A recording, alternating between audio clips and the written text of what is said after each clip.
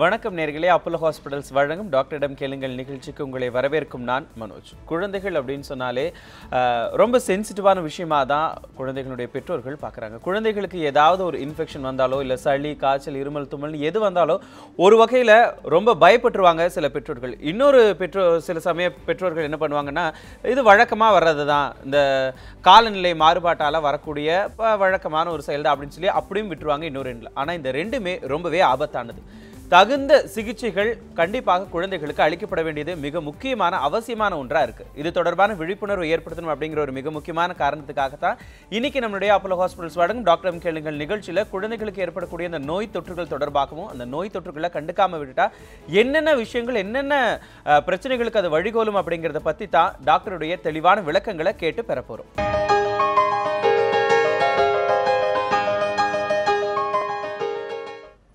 இன்னைக்கு நம்மளுடைய Apollo hospitals வழங்கும் டாக்டரிடம் கேளுங்கள் நிகழ்ச்சியில் குழந்தைகளுக்கு ஏற்படக்கூடிய தொற்று நோய்கள், அந்த தொற்று நோய்களை கவனிக்காம விட்டுட்டா என்னென்ன வகையான அடுத்த கட்ட பிரச்சனைகள் வரும் அப்படிங்கிறத பற்றி தெளிவான விளக்கங்களை தரதுக்காக, நேர்களுடைய ஆலோசனைகள் தரதுக்காக டாக்டர் சதீஷ் நம்முடைய அரங்கத்திற்கு வந்திருக்காரு. வணக்கம் டாக்டர். வணக்கம்.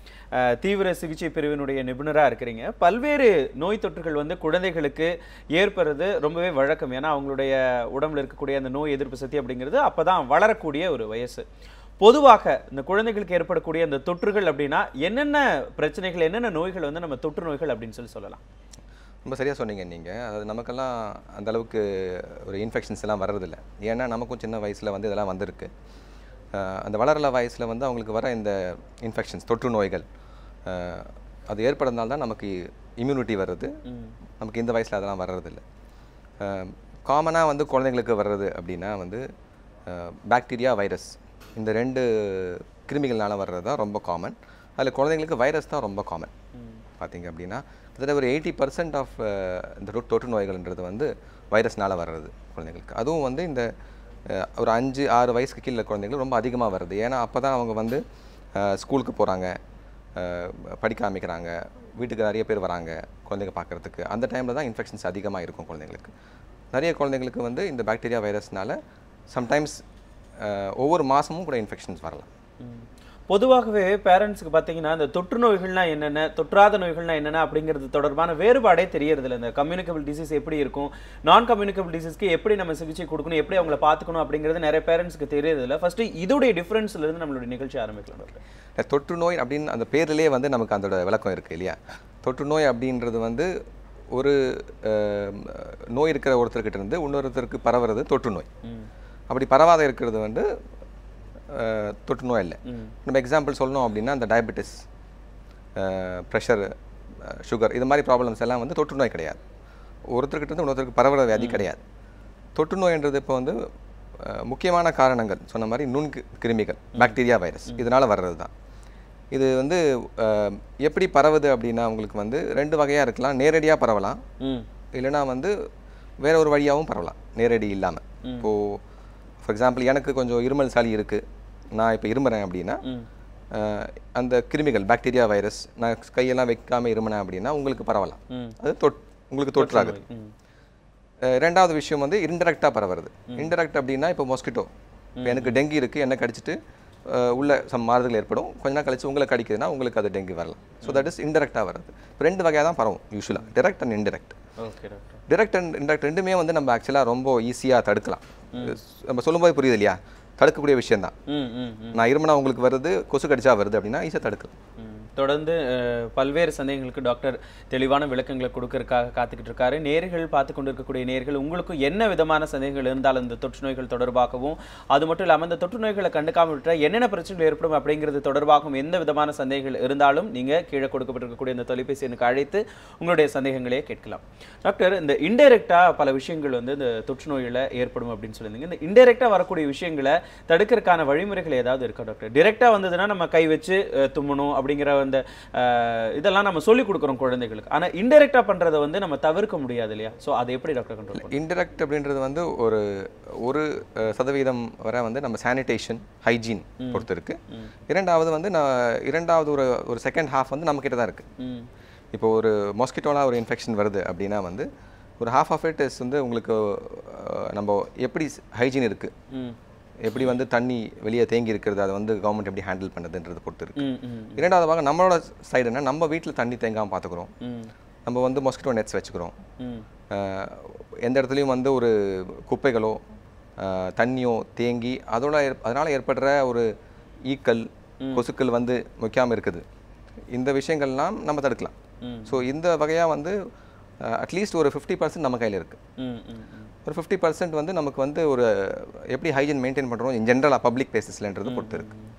இப்போ பொதுவாகவே இந்த கம்யூனிகபிள் டிசீஸை பொறுத்த வரைக்கும் ஒருத்தர்கிட்ட இருந்து இன்னொருத்தருக்கு பரவும். குறிப்பாக தாய்கள் தான் வந்து எப்பவுமே குழந்தைகளை வந்து பக்கத்தில் வச்சு பராமரிச்சிருப்பாங்க. ஒருவேளை மதருக்கு வந்து இந்த மாதிரியான ஏதாவது ஒரு கம்யூனிகபிள் டிசீஸ் இருந்தது அப்படின்னா அது குழந்தையை தாக்கிறதுக்கான வாய்ப்பு இருக்கா டாக்டர்? கண்டிப்பாக இருக்குது. இப்போ நான் சொன்னேன் இல்லையா உங்களுக்கு, பரவறதுக்கு வாய்ப்புகள் எப்படி இருக்குது அப்படின்னா வந்து ரொம்ப காமனாக வர விஷயங்கள் 2 விஷயம் குழந்தைக்கு வர்றது. ஒன்று வந்து ரெஸ்பிரேட்டரி இன்ஃபெக்ஷன் சொல்கிறோம், இந்த ஜலதோஷம், இருமல், தொண்டை வலி, சளி சொல்கிறோம் அது. ரெண்டாவது வந்து லூஸ் மோஷன், பேதி அப்படின்னு சொல்கிறோம். இது 2 தான் ரொம்ப காமனாக வர வியாதிகள் நம்ம ஊரில் குழந்தைங்களுக்கு. இது எப்படி பரவுது? ஒன்று வந்து நம்ம இருமும்போது நம்ம கை வச்சு இருமலை, நம்ம தும்மும் போது நம்ம கை வச்சு இருமலை அப்படின்னா பரவும். இரண்டாவது வந்து இந்த லூஸ் மோஷன் அப்படின்றது ஆகாரத்தினாலும் நீர்னாலும் வர்றது. இப்போ நம்ம வந்து சுத்தமாக இல்லை, நமக்கு வியாதி இருக்கும்போது நம்ம சுத்தமாக இல்லைன்னா பரவும். அது இல்லாமல் கையில் குழந்தை எடுக்கிறதுனாலையோ இல்லை குழந்தைய நம்ம கொஞ்சறதுனாலையோ வாய்ப்புகள் இல்லை. நமக்கு எந்த மாதிரி இன்ஃபெக்ஷன்ஸ் இருக்கோ அதுக்கேற்ற மாதிரி நம்ம தடுப்புகள் வச்சுக்கணும். கண்டிப்பாக என்னதான் பேரண்ட்ஸாக இருந்தாலும் இந்த வழிமுறைகள் எல்லாம் கடைபிடிச்சாதான் அவங்க கிட்ட இருந்து நோய்கள் தொற்றாமல் இருக்கும் அப்படிங்கிறது தெரியுது. தொடர்ந்து ரத்னா என்ற நேயர் ஸ்ரீவில்லிபுத்தூர்லேருந்து இணைஞ்சிருக்காங்க. வணக்கம் ரத்னா, உங்களுடைய சந்தேகத்தை கேட்கலாம். வணக்கம் சார். வணக்கம்மா, உங்களுடைய சந்தேகத்தை கேளுங்கம்மா. சார் இப்போ வந்து என்னோட குழந்தைக்கு வந்து 10 மாசம் ஆகுது சார். சரிங்கம்மா. இப்போ ஒரு 3 டேஸ்க்கு முன்னாடி தடுப்பூசி போட்டோம் சார். சரிங்க. அதுல இருந்து பாப்பாவுக்கு வந்து ஃபீவர் அதிகமா இருக்கு, அந்த மாதிரி லூஸ் மோஷன் போயிட்டே இருக்கு. அது எப்படின்னா பிளட்டோட சேர்ந்து போகுது சார். ஓ சரிங்கம்மா. அது ஒண்ணு சார். அப்புறம் பாப்பாவுக்கு வந்து சளிக்கு ரொம்ப பிறந்ததுல இருந்தே சளி அதிகமாவே இருக்கு சார். சளிக்குன்னு டாக்டர்கிட்ட போய் பார்த்து மருந்து கொடுத்தோம் அப்படின்னா அது கொடுத்த கொஞ்ச நாள் சரியா இருக்கு, அப்புறம் திரும்பவும் சளி வர ஆரம்பிச்சிருது. அது எதுவும் தொற்று நோய் அந்த மாதிரி எதுவும் இருக்குமா சார்? கண்டிப்பா டாக்டர் தெளிவான விளக்கங்களை தருவாங்கம்மா. தொடர்ந்து நிகழ்ச்சியை பாருங்க டாக்டர். அவங்க 2 கேள்விகள் கேட்டாங்க. ஒன்று வந்து தடுப்பூசி போட்டிருக்காங்க. 10 மாதம் தடுப்பூசின்னு சொல்கிறது வந்து பொதுவாக MMR போட்டிருக்கணும் அவங்க, ப்ளஸ் போலியோ ட்ராப்ஸ் கொடுத்துருக்கணும். இது 2 தான் செய்திருக்கணும். 3 நாள் கழித்து இதனால் ஃபீவர் வருது, ப்ளஸ் பிளட்டில் வந்து அது மோஷனில் கொஞ்சம் பிளட் வருது, மோஷன் அதிகமாக போகிற மாதிரி இருக்குதுன்னு சொல்கிறாங்க அவங்க. அப்படி வந்து இதுக்கும் அந்த தடுப்பூசிக்கும் சம்மந்தம் இருக்க மாதிரி தெரியலை. சரிங்களா? அந்த MMR இன்ஜெக்ஷனாக கொடுத்துருந்தாங்க அப்படின்னா நம்ம என்ன இன்ஜெக்ஷன் போட்டுக்கோன்னு தெரியாது நமக்கு. அப்படி இருந்துச்சுன்னா அதுக்கு சம்மந்தம் இல்லை. சொன்ன மாதிரி லூஸ் மோஷன் ஆகணும்னா அதுக்கு காரணம் தண்ணி, சாப்பாடு. இப்போ குழந்தைக்கு என்ன ஆகாரம் கொடுக்குறாங்க, என்ன தண்ணி கொடுக்குறாங்கன்ற பொறுத்து இருக்குது. இப்போ அதில் வந்து நம்ம கலப்படம் ஏற்பட்டிருக்கு அப்படின்னா அதான் குழந்தைக்கு இந்த வியாதி வர சான்ஸ் இருக்குது. சாதாரண தனித்தனியாக லூஸ் மோஷன் போகுது அப்படின்னா நம்ம குழந்தைக்கு வந்து உடம்புல நீர் நல்லபடியாக இருக்கான்னு மட்டும் பார்க்குறதுக்கு நீர் ஆகாரம் கொடுக்கணும், யூரின் நல்லா போதான் பார்க்கணும். பட் வயிற்று வலிக்கிற மாதிரி இருக்குது, கொஞ்சம் சளி போகிற மாதிரி இருக்குது, இல்லை பிளட் போகிற மாதிரி இருக்குது அப்படின்னா, இல்லை ரொம்ப ஹை ஃபீவர் இருக்குன்னா டாக்டரை கண்டிப்பாக காட்டணும். இதுவே செப்சிக்ஸுக்கு அறிகுறியாக இருக்கலாம். கண்டிப்பாக இதுக்கு வந்து மருந்துகள் தேவைப்படலாம். அவங்களுடைய 2வது கேள்வி டாக்டர். 2வது கேள்வி வந்து அவங்க குழந்தைக்கு அடிக்கடி சளி பிடிக்க சொன்னாங்க. முதல்ல சொன்னேன், சாதாரணமாக குழந்தைங்களுக்கு வந்து முதல்ல ஒரு 2-3 மாதம் யாரும் வரமாட்டாங்க வீட்டுக்கு. அதுக்கப்புறம் வந்து எல்லாரும் குழந்தை எடுத்து கொஞ்சுவாங்க, நிறைய பேர் குழந்தைய பார்க்க வருவாங்க. அப்படி வரும்போது பெரியவங்க கிட்ட தான் குழந்தைக்கு இன்ஃபெக்ஷன் கிடைக்க போகுது. அந்த இன்ஃபெக்ஷன்றது இப்போ வந்து இவங்களுக்கு சளி பிடிக்குது அப்படின்னா வேற ஒரு பெரிய வீட்டில் ஒரு பெரிய குழந்தை இருக்கு வச்சுக்கோங்க, ஒரு 5 வயசு குழந்தை 6 வயசு குழந்தை ஸ்கூல் போகுது அப்படின்னா அந்த குழந்தைக்கு இன்ஃபெக்ஷன் கிடைக்க ரொம்ப ரொம்ப ஈஸியாக கிடைக்கும். அவங்க வந்து வீட்டில் அந்த இன்ஃபெக்ஷன் உண்டு பண்ணலாம். பெரியவங்களுக்கும் கிடைக்கும். 1 மாதத்துக்கு இல்லை 2 மாதத்துக்கு ஒரு வாட்டியோ இல்லை 1 மாதத்துக்கு ஒரு வாட்டியோ குழந்தைக்கு ஜலதோஷம், இருமல், சளி வர்றது சாதாரணம்.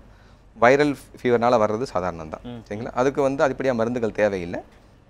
பட் குழந்தைய வந்து ஹாஸ்பிட்டலில் அட்மிட் பண்ணி ஐவி மெடிசின்ஸ் கொடுக்குற அளவுக்கு ஆகுது அப்படின்னா குழந்தைங்களுக்கு வந்து இம்யூனிட்டி குறைபாடு இருக்கலாம், அதை செக் பண்ணும். பட் அப்படி இல்லை, நான் சொன்ன மாதிரி 2 மாதத்துக்கு ஒரு வாட்டி 1 மாதத்துக்கு ஒரு வாட்டி ஜலதோஷம் தான் வருது அப்படின்னா it is a normal thing. நம்ம சுத்தம் சுகாதாரம் மட்டும் பார்த்துக்கணும். குடிக்கிற தண்ணி, சாப்பிட்ற ஆகாரம், ப்ளஸ் நமக்கு இன்ஃபெக்ஷன் இருக்குன்னா குழந்தைய நம்ம எப்படி ஹேண்டில் பண்ணணும், கை கழுவிட்டு சோப் போட்டு கை கட்டி ஹேண்டில் பண்ணணும், நம்ம இருமும்போது கை வச்சு இரும்பணும். சின்ன குழந்தைங்க வேறு குழந்தைங்க இருக்குன்னா அந்த குழந்தைங்க அதே கடைப்பிடிக்கணும். தொடர்ந்து இந்த ஹைஜீன் அப்படிங்கிற ஒரு விஷயம் தான் குழந்தைகளை பராமரிக்கிறதுல மிக முக்கியமான ஒரு பங்காற்றுது அப்படின்னு சொல்லலாம். தொடர்ந்து பெங்களூர்ல இருந்து வீரா என்ற நேர் இணைஞ்சிருக்காங்க. வீரா, உங்களுடைய கேள்விகளை கேட்கலாம். அவங்களுடைய இணைப்பு துண்டிக்கப்பட்டுருச்சுன்னு நினைக்கிறேன். இப்போ இவ்வளோ ஹைஜீனாக இருக்கிறோம்ல டாக்டர், இப்படி இருந்தாலுமே ஒரு செல்ஃப் எக்ஸாமினேஷன் அப்படிங்கிறது ஒரு பேரண்ட்ஸ்க்கு எந்த அளவுக்கு முக்கியமாக இருக்குது? ஏன்னா ஒரு குழந்தைக்கு ஏதாவது ஒரு வித்தியாசம் தெரியுது அப்படிங்கிறத எப்படி முதல்ல கண்டுபிடிக்கணும் பேரண்ட்ஸோட சைடில் இருந்து? கண்டிப்பாக. அதாவது டாக்டரை விட வந்து பேரண்ட்ஸ் தான் ரொம்ப எளிதாக கண்டுபிடிக்க முடியும். ஏன்னா வந்து ஒவ்வொரு குழந்தையும் ஒரு தரமாக இருப்பாங்க. ஒரு குழந்தை எப்போவுமே விளையாடிட்டு இருக்கும், ஒரு குழந்தை சாதாரணமாக ரொம்ப குவைட்டாக தான் இருக்கும். பட் அந்த ஒரு நோய் வரும்போது அந்த குழந்தை எப்படி பிஹேவ் பண்ணுது, நார்மலாக விட அப்நார்மலாக பிஹேவ் பண்ணுதான்றது தான் முக்கியமான கொஸ்டின். ஒரு பெரிய குழந்தை, ஒரு 10 வயசு குழந்தைனா ஈஸியாக நம்ம சொல்லிடலாம், அந்த குழந்தை வாயத்தோன்னு சொல்லிடும் நமக்கு. எப்போ ப்ராப்ளம் வரும் அப்படின்னா வந்து ஒரு 6 மாதம், 1 வயசு, 2 வயசு குழந்தைக்கு வாயை விட்டு சொல்ல முடியாது. பட் அவங்களுக்கு வந்து நம்ம அறிகுறிகள் தான் பார்க்க முடியும். அறிகுறியை பார்க்கறதுக்கு பெஸ்ட் பர்சன் வந்து அம்மா தான். டாக்டராட கண்டுபிடிக்கிறது விஷயம் கிடையாது. அவங்க சொன்னப்பறம் தான் நமக்கு தெரியும் இந்த குழந்தை எப்படி இருக்குன்றது. அப்போ வந்து குழந்தையோட உணவு பழக்கம், குழந்தையோட வந்து ஆக்டிவிட்டி, இது 2 விஷயத்துலையும் வந்து ப்ராப்ளம்ஸ் இருக்குது அப்படின்னா அது ரொம்ப சிக்னிஃபிகண்ட் ப்ராப்ளம்ஸ். சாதாரணமாக எந்த குழந்தைக்கு ஜுரம் வந்தாலும் சாப்பாடு கொஞ்சம் கம்மியாகும், ஆக்டிவிட்டி கொஞ்சம் டல் ஆகும். வெளிப்படையாக ரொம்ப மோசமாகவும் தொடர்ந்து இருக்கிற பிரச்சனையாக இருந்ததுன்னா அது கண்டிப்பாக வந்து ஒரு பிரச்சனை தான். மறைமுகமாக வேறு ஏதாவது பிரச்சனை இருக்குது அப்படிங்கிறது எப்படி டாக்டர் கண்டுபிடிக்கலாம்? இல்லை, இப்போ வந்து இந்த உடம்புல அரிப்பு ஏற்படும், சில இடத்துல வீக்கம் வரும், அதெல்லாம் எந்த அளவுக்கு கவனத்தோடு கண்டுபிடிக்கணும் டாக்டர்? இதெல்லாம் வந்து இன்ஃபெக்ஷனால வர்றதுக்கு ரொம்ப சான்சஸ் கம்மி. அலர்ஜியாக இருக்கலாம், சில இன்ஃபெக்ஷன்ஸ்லையும் வரலாம். பட் கண்டிப்பாக வந்து சாதாரணமாக வந்து நான் ஒரு டாக்டராகவும் ஒரு ஃபேமிலி பர்சனாகவும் சொல்லும்போது வந்து மதர் தான் வந்து இப்போ வந்து ஈஸியாக கண்டுபிடிப்போம். சின்ன ஒரு மாற்றம் ஏற்பட்டாலும் குழந்தைக்கு கையிலையோ உடம்புலையோ முதுகுலையோ எங்கேயோ ஒரு சின்ன ஒரு சேஞ்ச் ஏற்பட்டாலும் கண்டிப்பாக வந்து கண்டுபிடிக்கிறது அவங்க தான் பெஸ்ட். ஏன்னா டெய்லி பார்க்குறாங்க, குளிப்பாட்டுறாங்க, எல்லாம் பண்ணுறாங்க. ஈஸியாக கண்டுபிடிக்கிற சான்சஸ் அவங்ககிட்ட கண்டிப்பாக. அப்படி அந்த கண்டிப்பாக இருந்துச்சுன்னா கண்டிப்பாக டாக்டரை காட்டணும். அதுதான் என்னென்னலாம் பண்ணணும், எப்படியெல்லாம் டயக்னோசிஸ் பண்ணலாம் அப்படிங்கிறத பற்றி நம்ம தொடர்ந்து பேசலாம். அதுக்கு முன்னாடி வினோதினி அப்படிங்கிற நேர் கடலூர்லேருந்து கால் பண்ணியிருக்காங்க. வணக்கம் வினோதினி, உங்களுடைய சந்தேகத்தை கேட்கலாம். ஐயா வணக்கங்க ஐயா. வணக்கம்மா, உங்களுடைய சந்தேகத்தை கேட்கலாமா? பாப்பாவுக்கு வந்து 10 மாசம் ஆகுதுங்கய்யா. பாப்பா உடம்பே ஊர்ல, சரிங்க, ஒல்லியாவே இருக்கு. ஆக்டிவேஷன்லாம் நல்லா செய்ய, எல்லாமே இப்பதான் எந்திரிச்சு நிக்குது, 4 அடி நடக்குது. சரிங்க. ஆனா உடம்பு சோனியாவே, காலு கையெல்லாம் சோனியா இரும்பா இருக்கு. எவ்வளவு வெயிட் இருக்காங்கம்மா? வெயிட் 6.5 கிலோ இருக்கு. 10 மாசம் ஆகுது, 6.5 கிலோ. பிறக்கும்போது எவ்வளவு இருந்தாங்க? 2,500. 2,500. இப்போ 10 மாசம் ஆயிடுச்சா குழந்தைக்கு? 10 மாசம் முடிஞ்சு இப்போ 11 மாசம். பர்த்டேவே வரப்போகுது. சரி, ஆகாரம்லாம் சாப்பிட்றாங்களா? என்ன கொடுக்குறீங்க? காலையில இட்லி கொடுக்குறோம். இட்லி இல்லைன்னாக்கா அரிசி உடைச்சது அது கொடுக்குறோம். மத்தியானம் வந்து ரச சாதம் இல்லைன்னா பருப்பு சாதம். இந்த எல்லாம் வறுத்து சத்து மாவு அது கொடுக்குறோம். பாசிப்பருப்பு, ஜவ்வரிசி, அரிசி, முந்திரி, பாதாம், பிஸ்தா எல்லாம் வறுத்து அதை வேக வச்சு வறுத்து மிக்சியில் அரைச்சி வச்சுருவோம். அதை சத்து மாவு கொடுக்குறோம். சாயந்தரத்தில் ஒரு வாழைப்பழம் கொடுப்போம், இல்லைன்னா பச்சை வாழைப்பழம் 1 தினமும். சரி, எவ்வளோ வெயிட் சொன்னீங்க? 6 கிலோவா? 6.5 கிலோ. 6.5 கிலோ இருக்காங்க. 6.5 கிலோ. கண்டிப்பாக. இது வந்துமா இப்போது கொஞ்சம் கூட க்ளோஸாக என்ன சாப்பிட்றாங்க, எந்த அளவுக்கு அவங்களுக்கு வந்து ஆகாரம் கிடைக்குது, எந்த அளவுக்கு கேலரி கிடைக்குது, புரோட்டீன் எல்லாமே பார்க்க வேண்டியிருக்கும் ஒன்று. பட் சாதாரணமாக சொல்லணும் அப்படின்னா வந்து பிறக்கும்போது 2.5 கிலோ இருந்த குழந்தை அப்படின்னா வந்து 5-6 மாதத்தில் வந்து கிட்டத்தட்ட ஒரு டபுள் ஆவாங்க, ஒரு 5 கிலோ ஆவாங்க. 1 வயசு ஆகும்போது வந்து அது 3 மடங்கு ஆகும். உங்களுக்கு 2.5 கிலோ இருந்த குழந்தை வந்து உங்களுக்கு வந்து 7.5 கிலோ ஆயிரும். இப்போ குழந்தை 6.5 கிலோ இருக்குது 10 மாதத்தில் அப்படின்னா எனக்கு பொறுத்த வரைக்கும் அது ஒரு ரீசனபிள் வெயிட் தான். புரியுதுங்களா? பிறக்கும்போது இருந்த வெயிட் 2.5 kg, இப்போ 6.5 kg ரீசனபிள் வெயிட் தான். பட் இருந்தாலும் வந்து நீங்கள் பார்க்குற பீடியாட்ரிஷனை குழந்தைகள் நபரை பார்க்கணும். ஏன்னா வந்து இப்போ வெயிட் கம்மியாயிருக்கா முன்னத்தோட அப்படின்னு பார்க்க வேண்டியிருக்கும். இப்போ நீங்கள் ஆகாரம் சாப்பிட்றது எந்த அளவுக்கு சாப்பிட்றாங்க, அதுக்கு சத்து கிடைக்குதான்னு பார்க்கணும். இது ரெண்டுமே பார்க்கணும் மெயினாக. இது பார்த்தா தான் நம்ம வந்து சொல்ல முடியும். மெயினான விஷயம் வந்து ஆகாரம் நல்லா கிடைக்குதான்றது பார்க்கணும். இல்லை, இவங்களுடைய சந்தேகமே வந்து ஒரு மிகப்பெரிய எல்லாருக்கும் இருக்கக்கூடிய ஒரு சந்தேகம் தான். ஏன்னா குழந்தை வந்து ஊறவே இல்லை, வெயிட் ஜாஸ்தியாக இல்லை அப்படிங்கும்போது சரி ஏதோ ஒரு வித்தியாசம் இருக்குது, ஸோ அதனால் ஏதாவது பிரச்சனையாக இருக்குமா அப்படிங்கிற ஒரு பயம் வந்து எல்லா பெற்றோர்கள்கிட்டையும் இருக்கும். இது வந்து எல்லா பெற்றோருக்கும் இருக்கிற ஒரு காமன் கம்ப்ளைண்ட். குழந்தை பார்க்குறதுக்கு ரொம்ப மெலிஞ்சிருக்காங்க அப்படின்றது. மெலிஞ்சிருக்காங்கன்றது வந்து நம்ம வெளியேந்து பார்க்குறது. பட் குழந்தைக்கு வந்து எவ்வளோ வெயிட் இருக்குது அது பார்க்கணும். அந்த வயசுக்கு ஏற்ற வெயிட் இருக்கா, அவங்க வளர்ச்சிக்கு ஏற்ற வெயிட் இருக்கா அப்படின்னு பார்க்க வேண்டியிருக்கும். சரிங்களா? இந்த ரெண்டுமே நார்மலாக இருக்குது அப்படின்னா வந்து நம்ம பயப்பட தேவையில்லை.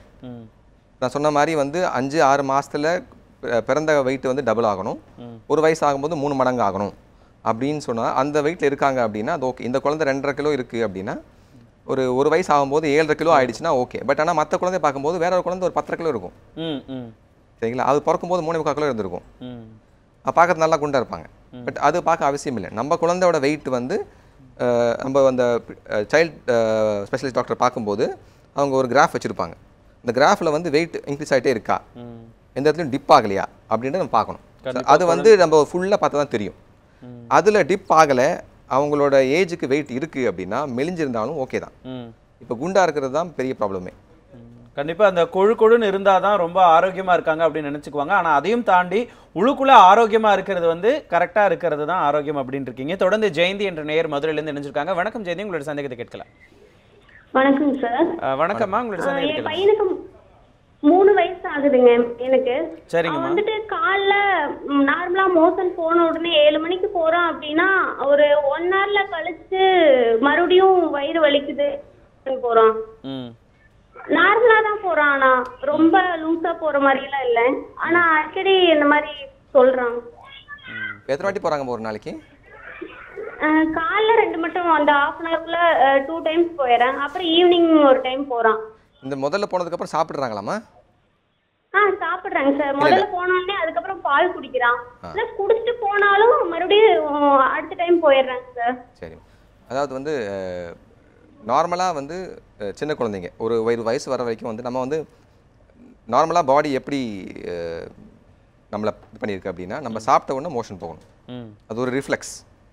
நமக்கு வந்து சாப்பாடு வயிற்றுக்குள்ளே போச்சு, ஸ்டமக்கில் போச்சு அப்படின்னா ஒரு ரிஃப்ளெக்ஸ் ஸ்டார்ட் பண்ணி நம்மளோட மோஷன் போகிறதுக்குள்ள ஒரு ஒரு ஒரு ரிஃப்ளெக்ஸ்ன்னு சொல்கிறோம். அது ஆரம்பிச்சிடும், நமக்கு மோஷன் போயிடும். நம்ம வந்து ஸ்கூல் போகிறோம், வேலைக்கு போகிறோன்ற நம்ம பழக்கப்படுத்திக்கிறோம். காலையில் போகிறோம், ராத்திரி போகிறோம் அப்படின்றது. சின்ன குழந்தைக்கு இன்னும் அது வந்திருக்காது. சாப்பிட்ட உடனே போகிறதுன்றது வந்து ஒரு நார்மல் ஃபினாமினல் சின்ன குழந்தைகளுக்கு. லூஸ் மோஷனாக போகலை, ஒரு நாளைக்கு 2 தடவை தான் போகுது அப்படின்னா பயப்பட தேவையில்லை. டாக்டர், பொதுவாகவே பல இன்ஃபெக்ஷன்ஸ் வந்து தொடர்ந்து இருந்துக்கிட்டே இருக்கும். அந்த இன்ஃபெக்ஷன்ஸ் எல்லாம் நம்ம கண்டுக்காமல் விட்டுட்டோன்னு வைங்களேன், சரி ஓகே இது வந்து இந்த கிளைமேட்டிக் சேஞ்சஸ்னால நடக்கிறது, இப்போ மழை வந்தது அதனால் வந்து சளி பிடிச்சிச்சு அப்படின்னு சொல்லி நிறைய பேரண்ட்ஸ் விட்டுருவாங்க. அப்படி விட்டுட்டோம் அப்படின்னா இது நாளாக வேறு ஏதாவது பிரச்சனைக்கு லீட் பண்ணுமா டாக்டர்? முக்கியமான கேள்வி இது. இப்போ நம்ம வந்து சொன்னோம் இல்லையா, ஒரு இன்ஃபெக்ஷன்ஸ் குழந்தைங்களுக்கு வருது அப்படின்னா வந்து அதில் ஒரு 70-80% வந்து வைரஸ் கிருமினால வர்றது. அதுக்கு முக்கியமான மருந்துகள் ஒன்றும் கிடையாது. 5லேருந்து 7 நாளுக்குள்ளே தானாகவே வியாதிகள் சரியாயிடும் குழந்தைங்களுக்கு. அப்படி தான் நிறைய குழந்தைங்களுக்கு இன்ஃபெக்ஷன் வருது. ஜலதோஷம்னு போகிறோம், 5 நாள் இருக்குது, சரியாயிடுது, மறுபடியும் வருது. ரொம்ப காமன். 1 மாதத்துக்கு ஒரு வாட்டி, 2 மாதத்துக்கு ஒரு வாட்டி வர்றது ரொம்ப ரொம்ப காமன். பட் ரொம்ப ஹை கிரேட் ஃபீவர் இருக்குதோ, இல்லைனா வந்து ஒரு 3 to 5 டேஸில் சரியாகலை, இருந்துகிட்டே இருக்குது அப்படின்னா வந்து கண்டிப்பாக மறுபடியும் டாக்டர் போய் பார்க்கணும். அதுக்கு ஏற்ற மாதிரி செக்அப் பண்ணிவிட்டு தேவையான மருந்துகள் கொடுக்க வேண்டியிருக்கும். பட் இதுக்கு மேலே அதிகப்படியாக வருது. இப்போ வந்து மாதத்துக்கு 2-3 வாட்டி வருது இன்ஃபெக்ஷன். ஒவ்வொரு வாட்டியும் நீங்கள் வந்து அட்மிட் பண்ணி இன்ஜெக்ஷன் கொடுக்க வேண்டியிருக்கு. ஒரு ஜலதோஷம் இல்லை, நிமோனியாவாக வருது, லங்ஸில் இன்ஃபெக்ஷனாக வந்துகிட்டே இருக்குது. அப்படின்ற வரும்போது வந்து கண்டிப்பாக அதை வந்து நம்ம தீவிரமாக வந்து ஆராய்ச்சி பண்ணி என்ன ப்ராப்ளம் பார்க்க வேண்டியிருக்கும். குழந்தைகள இம்யூனிட்டின்ற எதிர்ப்பு கம்மியாக இருக்கா அப்படின்றத நம்ம பார்க்க வேண்டியிருக்கும். பட் அது இல்லாமல் சொன்ன மாதிரி 3 to 5 டேஸ் ஃபீவர் கொஞ்சம் கம்மியாக இருக்குது, ஜலதோஷம் இருமல் மட்டும்தான் இருக்குது, சரியாகிறது, மறுபடியும் ஒரு 3 வாரம் கழிச்சு வருது அப்படின்னா இது நார்மல் திங். அது குழந்தைங்களுக்கு ஏற்படுற விஷயம்தான். தொடர்ந்து பேசுறதுக்கு முன்னாடி அசோக் என்ற நேர் சேலத்திலிருந்து நினைச்சிருக்காரு. வணக்கம் அசோக், உங்களுடைய சந்தேகத்தை கேட்கலாம். சார் வணக்கம் சார். வணக்கம் அசோக், உங்களுடைய சந்தேகத்தை கேளுங்க. சார் பாப்பாவுக்கு வந்து வயசு வந்து 3.25 வயசு ஆகுதுங்க. சரிங்க. பாப்பா வந்து சரியா சாப்பிட மாட்டேங்கிறாங்க. இது காரம் இந்த காய்கறி இதெல்லாம் சாப்பிட மாட்டேங்கிறாங்க, ஃப்ரூட்ஸ் ஐட்டம் சாப்பிட மாட்டேங்கிறாங்க. சரிங்க. அதான் சார் என்ன விளக்கம், அது என்ன இதுன்னு கொஞ்ச நாள் வந்து இது மண்ணு சாப்பிட்டுட்டு இருந்தாங்க, அது இப்போ கொஞ்சம் நிறுத்திட்டாங்க சார். சரி ஓகே டாக்டர். 3.25 வயசு அப்படின்னு சொன்னாங்க. சரியா உணவு சாப்பிட்றது இல்லை, காய்கறி எல்லாம் பிடிக்கிறது இல்லை, கொஞ்ச நாளைக்கு முன்னாடி மண் சாப்பிட்டு இருந்தாங்க அப்படிங்கிற மாதிரி சொல்லியிருக்கேன். இல்லை, மண் சாப்பிட்றதுன்றது வந்து ஒரு 1.5-2 வயசில் அந்த குழந்தைங்களுக்கு சில குழந்தைங்க செய்கிறது தான். பட் அது வந்து அது ஏன் அப்படின்னா சில வைட்டமின் குறைபாடுகள், அயன் குறைபாடு இதிலெல்லாம் வந்து வரலாம். ஸோ அதை செக் பண்ணிவிட்டு அதுக்கேற்ற மாதிரி மருந்துகள் கொடுத்துட்டோம் அப்படின்னா அது வந்து நம்ம நிப்பாட்டலாம். ஒரு பாதியான விஷயம். பட் சில குழந்தைகள் அதெல்லாம் ஒன்றுமே இருக்காது, இல்லாமல் கூட அவங்க சாப்பிடலாம். சரிங்களா? அது இப்போ நிப்பாட்டிட்டாங்கன்னா அதனால் இப்போ பிரச்சனைகள் ஏற்படுற விஷயங்கள் ஒன்றும் இல்லை. பட் 3.5 வயசில் வந்து அவங்க பழம் சாப்பிடல, வெஜிடபிள்ஸ் சாப்பிடல அப்படின்னா வந்து ஏன் அப்படின்றது பார்க்கணும். முதல்ல சில குழந்தைங்க பிடிக்காது சாப்பிட்றதுக்கு. எல்லா குழந்தைகளும் வந்து பழம் பிடிக்கணும், வெஜிடபிள் பிடிக்கணும்னு அவசியம் இல்லை. பட் நம்ம வந்து அதுக்கு வேறு ஏதாவது மருத்துவ ரீதியாக ப்ராப்ளம் இருக்கா அப்படின்னு பார்க்க வேண்டியிருக்கும். அவங்களுக்கு வந்து சாப்பாடு பிடிக்காமல் இருக்கிறதுக்கு வேறு ஏதாவது ப்ராப்ளம்ஸ் இருக்கா, குடல்லையோ இல்லை செரிமானத்துலையோ ப்ராப்ளம்ஸ் இருக்கா அப்படின்றது வந்து கண்டிப்பாக வந்து அவங்க குழந்தை டாக்டர் வந்து பார்த்து அது சரி பண்ண வேண்டியிருக்கும். சரிங்களா? பட் அப்படி ஒன்றும் ப்ராப்ளம்ஸ் இல்லை அப்படின்னா வந்து பழங்களையும் காய்கறியும் வந்து வேறு விதத்தில் குழந்தைங்களுக்கு வந்து பிடிக்கிற மாதிரி விதத்தில் நம்ம கொடுக்க வேண்டியிருக்கலாம். சிலர் வந்து அதை ஷேப் பண்ணி கொடுப்பாங்க, ஸ்டார் ஷேப் பழங்களை. சிலர் வந்து வேறு விதமாக அதை வந்து அதுக்கு மேலே வேறு ஏதாவது வச்சு குழந்தைக்கு பிடிக்கிறது வச்சு கொடுப்பாங்க. பட் அதை ஏற்ற மாதிரி நம்ம வந்து அந்தந்த குழந்தைக்கு ஏற்ற மாதிரி அவங்க பேரண்ட்ஸ் பண்ண வேண்டிய விஷயம். இது டிஃபிஷியன்சி கிடையாது, ஆனால் குழந்தைகளுடைய வளர்ப்பு முறையில் வந்து ஒரு மாற்றத்தை கொண்டு வரலாம். கண்டிப்பாக டாக்டர், பொதுவாகவே இந்த குழந்தைகளுக்கு ஏற்படக்கூடிய இந்த தொற்று நோய்கள் ஏதாவது திடீர்னு சளி காய்ச்சல் அந்த மாதிரி வந்துச்சுன்னு வைங்களேன், திடீர்னு அவங்களுடைய பேரண்ட்ஸே வந்து டாக்டராக மாறிடுவாங்க. அவங்களுக்கு வந்து இந்த ஆன்டிபயோட்டிக் கொடுக்கலாம், இது கொடுத்தா சரியாயிரும் அப்படிங்கிற மாதிரியான விஷயங்கள்லாம் கூட நடக்கும். இது எந்த அளவுக்கு ஒரு ஆபத்தான விஷயம் டாக்டர்? ரொம்ப ஆபத்தான விஷயம். ஏன் சொல்ல வரேன் அப்படின்னா வந்து நான் சொன்னேன் இல்லையா, ஒரு 70-80% வர இன்ஃபெக்ஷன்ஸ், நிறைய இன்ஃபெக்ஷன்ஸ் வந்து சளி இருமல் தான் குழந்தைங்களுக்கு. இப்போ நம்ம வந்து ஐசியூவில் அட்மிட் ஆகிற குழந்தைங்களும் சரி, ஓபிக்கு வர குழந்தைங்களும் சரி, முக்கியமான விஷயம் வந்து ரெஸ்பிரேட்டரி இன்ஃபெக்ஷன் சொல்கிறோம். இப்போ டாக்டர்கிட்ட போகிறோம், அவங்க வந்து பார்க்குறாங்க, முதல்ல ஒரு 3 நாளைக்கு ஒன்றும் மருந்து கொடுக்கல, சாதாரண சளி மருந்து கொடுக்குறோம். அதுக்கப்புறம் ஆன்டிபயோட்டிக் ப்ரிஸ்கிரைப் பண்ணுறாங்க, கையில் ப்ரிஸ்கிரிப்ஷன் இருக்குது. நெக்ஸ்ட் டைம் வருது, இதே வாங்கி கொடுத்துட்றாங்க. அப்படின்னா வந்து சொன்ன மாதிரி ஒரு 80% குழந்தைக்கு வைரஸ் இன்ஃபெக்ஷன் இருக்கும்போது நம்ம ஆன்டிபயோட்டிக் கொடுக்குறோம் அப்படின்னா வந்து உடம்புல அந்த ஆன்டிபயோட்டிக் ரெசிஸ்டன்ஸ் உண்டாகுது. ஓகே. இப்போ நெக்ஸ்ட் டைம் இப்போ நான் வந்து ஒரு சளி இருக்குது, டாக்டர் அமாக்சிலின் கொடுக்குறாரு வச்சுக்கோங்க, அப்படி ஒரு மருந்து கொடுக்குறாரு அப்படின்னா அந்த மருந்தை நம்ம வந்து இப்போது நெக்ஸ்ட் டைம் ஒரு வைரஸ் இன்ஃபெக்ஷன் கொடுக்குறோம் அப்படின்னா, இல்லை வந்து வேறு ஒரு பாக்டீரியல் இன்ஃபெக்ஷனுக்கு கேட்காத இன்ஃபெக்ஷன் கொடுக்குறோம் அப்படின்னா உடம்புல ரெசிஸ்டன்ஸ் உண்டாகுது. நெக்ஸ்ட் டைம் வந்து இதே மாதிரி இன்ஃபெக்ஷன் இந்த அமாக்சிலின் கேட்காது, அது ஹை லெவல் மெடிசன் கொடுக்க வேண்டியிருக்கும் நமக்கு. அமாக்சிலினுக்கு அடுத்த மெடிசன், அப்போ அதுக்கு அடுத்த மெடிசன், ஒரு லெவல் வரும்போது நமக்கு மருந்தே கேட்காம போயிடும். சரிங்களா? ரொம்ப ஹை லெவல் மருந்துகளும் இன்ஃபெக்ஷன் ரொம்ப ஸ்ட்ராங்காகவும் இருக்கும். ஸோ வந்து அடுத்தடுத்து நம்ம வந்து இது மாதிரி ஆன்டிபயோட்டிக் யூஸ் பண்ணோம் அப்படின்னா ஆன்டிபயோட்டிக் ரெசிஸ்டன்ஸ் வரும். ரெசிஸ்டன்ஸ் வரதோட வந்து அடுத்து வர இன்ஃபெக்ஷன்ஸ் ரொம்ப மோசமாக இருக்கும். ஓகே டாக்டர், இந்த ஆன்டிபயோட்டிக்னால என்னென்ன பிரச்சனைகள் வரும் அப்படிங்கிறத பற்றியும் பேசலாம். தொடர்ந்து வீணா என்ற நேர் சேனல்லேருந்து நினைச்சிருக்காங்க. வணக்கம் வீணா, உங்களுடைய சந்தேகத்தை கேட்கலாம். வணக்கம் டாக்டர். வணக்கம்மா. நீங்க என்னோட பையனுக்கு வந்து 10 இயர்ஸ். சரிங்க. 10 வயது. அவங்களுக்கு சின்ன வயசு வந்து பிரெஸ்ட் ஃபீடிங் ஸ்மெல் அப்படின்ட்டு இருந்தது. இல்ல உங்களுடைய தொலைபேசி இணைப்புல ஏதோ பிரச்சனை நினைக்கிறோமா, கொஞ்சம் தெளிவா இன்னொரு தடவை கேளுங்க.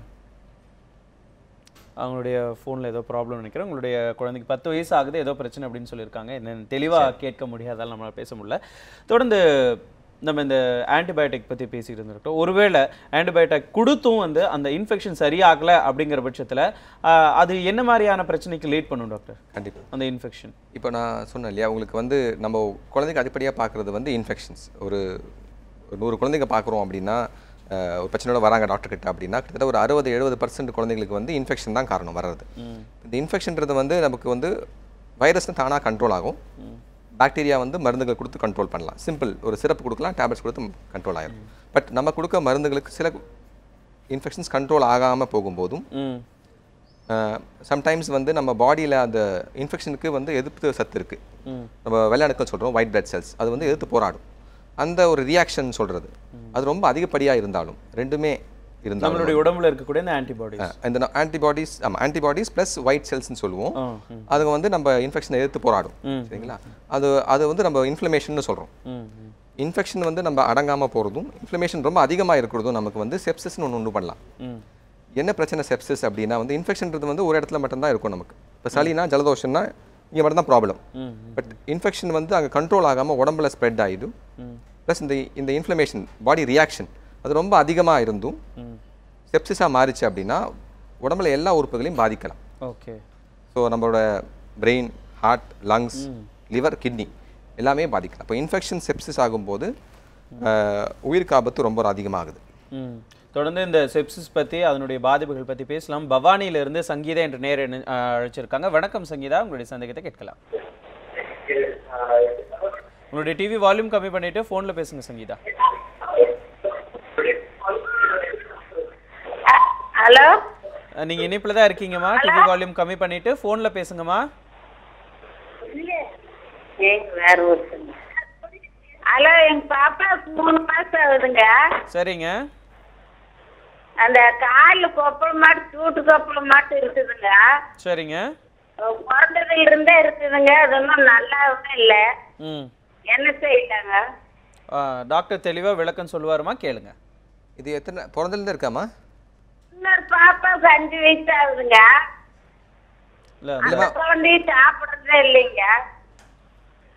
இன்னொரு பாப்பாவுக்கு 5 வயசு ஆகுதுங்க. அந்த பொண்ணு சாப்பிட மாட்டேங்கிறாங்க. ஸ்கூலுக்கு போறா, ஊட்டுனா 3 மணி நேரம் ஆகுதுங்க. சரிங்கம்மா, சரிங்கம்மா. கண்டிப்பா டாக்டர் தெளிவா விளக்கம் சொல்லுவார். முதல் குழந்தைக்கு வந்து 3 மாசம் ஆகுது. அந்த குழந்தைக்கு வந்து பிறந்ததுல இருந்தே கொப்பளமா இருக்கு, ஆனா சரியாகல அப்படின்னு இருக்காங்க. நமக்கு அது தெளிவான விவரம் கிடைக்கல அவங்க கிட்ட இருந்து. இப்போ கண்டிப்பா ஒரு கொப்பளமா இருக்கு அப்படின்னா, ஒரு இன்ஃபெக்ஷன் மாதிரி இருக்கு அப்படின்னா கண்டிப்பா இதை வந்து பார்க்கணும். சொன்ன மாதிரி நான் சொன்னேன் இல்லையா, ஒரு சூடு காலத்துல கொப்பளம் வர்றது நார்மல். அது வந்து ஒரு வாரத்தில் போயிடும், சீடு பிடிக்கலாம், அது க்ளீன் ஆயிரும். கொஞ்ச நாளில் மருந்து சாப்பிட்றோம், அதை க்ளீன் பண்ணுறோம், ஆயின்மெண்ட் போடுறோம், சரியாயிடும். பட் தொடர்ந்து இருக்குது அப்படின்னா, இல்லை வந்து போகுது அப்படின்னா, சொன்ன மாதிரி உடம்புல எதிர்ப்பு சக்தி ரொம்ப கம்மியாக இருக்கலாம். அது பிறவிலேயே இருக்கிற வியாதியாக இருக்கலாம்.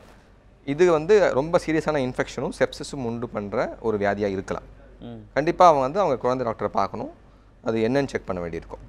பொதுவாக நிறைய குழந்தைகளுக்கு பார்த்தீங்கன்னா உடம்புல நோய் எதிர்ப்பு சக்தி ரொம்ப குறைவாக இருக்கும். சில குழந்தைகளுக்கு அதிகமாக இருக்கும், சில குழந்தைகளுக்கு குறைவாக இருக்கும். அப்படி நோய் எதிர்ப்பு சக்தி குறைவாக இருக்கிற குழந்தைகளுக்கு இந்த செப்சிஸ் வர்றதுக்கான வாய்ப்புகள் அதிகமாக இருக்குது அப்படின்னு சொல்லி நம்ம நினைக்கலாமா டாக்டர்? கண்டிப்பாக. இப்போ வந்து சாதாரணமாக ஒரு குழந்தைக்கு வந்து எதிர்ப்பு சக்தி கம்மி அப்படின்னு சொல்கிறதுக்கு இல்லை, சரிங்களா?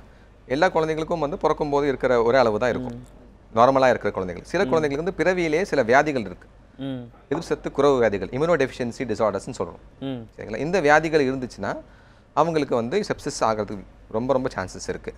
நமக்கு சாதாரணமாக ஜலதோஷம் வந்துச்சுன்னா அவங்களுக்கு நிமோனியா தான் வரும். நமக்கு சீடு இங்கே வந்துச்சுன்னா அவங்களுக்கு கை ஃபுல்லாக சீடு வரும். ஸோ அது மாதிரி ப்ராப்ளம்ஸ் வர சான்ஸ் இருக்குது. இது சொன்னேன், எந்த ஒரு குழந்தையும் வந்து அட்மிட் ஆகி ஐவி ஆன்டிபயோட்டிக்ஸ் கொடுக்குற மாதிரி அடிக்கடி வருது, பெரிய பெரிய கொப்பளங்கள் வந்துட்டே இருக்குது, சீடு பிடிச்சிட்டே இருக்குது, நிமோனியா வந்துட்டே இருக்குது அப்படின்னா இது இம்யூனோ டெஃபிஷியன்சியோட ஒரு இதாக இருக்கலாம். ரெண்டாவது வகை வந்து பிறவிலே இல்லை, பட் வேற ஒரு வியாதிக்காக நம்ம சில மருந்துகள் கொடுக்குறோம். இப்போ வந்து நம்ம நெஃப்ராட்டிக் சிண்ட்ரோம்னு ஒரு நீரிழிவு நோய் இருக்குது, கிட்னி ப்ராப்ளம் இருக்குது சின்ன குழந்தைங்களுக்கு. அதுக்கு நம்ம ஸ்டீராய்ட்ஸ்ன்ற ஒரு ட்ரீட்மெண்ட், ஸ்டீராய்ட்ஸ் கொடுத்தோம் அப்படின்னா நம்மளோட இம்யூனிட்டியை கம்மி பண்ணும். அப்படி சாப்பிட்ற குழந்தைங்களுக்கு வந்து இன்ஃபெக்ஷன்ஸ் அதிகமாக வரும். வந்த இன்ஃபெக்ஷன் செப்சிஸ் ஆக சான்ஸ் ரொம்ப அதிகம். அவங்களாம் ரொம்ப கேர்ஃபுல்லாக இருக்கணும்.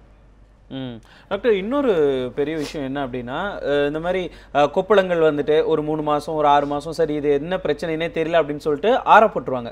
இருக்கட்டும், பார்க்கலாம். அப்படி வந்து கண்டுக்காமல் விட்டுடுறது, அதுக்கப்புறம் சிகிச்சை அளிக்காமல் இருக்கிறது அப்படிங்கிறதுனால செப்சிஸ் அதிகமாகறதுக்கான வாய்ப்புகள் இருக்கா, இல்லை இது அடுத்த ஸ்டேஜுக்கு கூட கொண்டு போகிறதுக்கான வாய்ப்புகள் இருக்கா? கண்டிப்பாக இது வந்து அடுத்த ஸ்டேஜுக்கும் போகலாம். உங்களுக்கு வந்து செப்சிஸ் நான் சொன்னேன் இல்லையா, ஒரு இன்ஃபெக்ஷன் நம்ம வந்து சரிவர ட்ரீட்மெண்ட் பண்ணல, அது வந்து பரவுது உடம்பு ஃபுல்லாக. அதே நேரத்தில் வந்து உடம்புல அந்த இன்ஃப்ளமேஷன் ரியாக்ஷனும் வந்து உடம்புல பரவிச்சுன்னா அதிகமாக இருக்கும். இது ரெண்டுமே சேர்த்து நமக்கு செப்சிஸ் உண்டு பண்ணுது.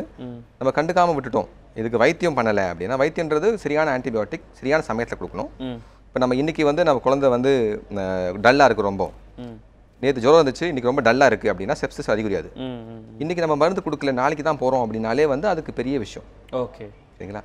4 நாள் கழித்து போனோம் அப்படின்னா அது வந்து உயிருக்கே ஆபத்து. ஓகே, இன்னும் ஜாஸ்தியாக செப்சிஸ்ன்றது வந்து செப்டிக் ஷாக். முதல்ல பாதிக்கிற உறுப்புன்றது ஹார்ட், அதுதான் பிளட் சப்ளை பண்ணுது. பிளட் சப்ளை உடம்புக்கு ஃபுல்லாக சரியாக போகலை அப்படின்னா நம்ம செப்டிக் ஷாக்னு சொல்கிறோம். பிபி கம்மியாகிறது, பல்ஸ் டவுன் ஆகிறது. செப்டிக் ஷாக் அடுத்த விஷயம் வந்து பிளட் சப்ளை எங்கேயுமே சரியாக போகல, பிரெயினுக்கு போகலை, லங்ஸ்க்கு போகலை, லிவருக்கு போகலை, கிட்னி போகலாம், ஒவ்வொரு உறுப்பாக பாதிக்கப்படும். அது நம்ம வந்து மல்டி ஆர்கன் டிஸ்ஃபங்க்ஷன் சொல்கிறோம். இப்போ செப்சிஸ்க்கு நம்ம வந்து கொஞ்சம் ரிஸ்க் அப்படின்னா செப்டிக் ஷாக்கு ரொம்ப அதிகமான ரிஸ்க்.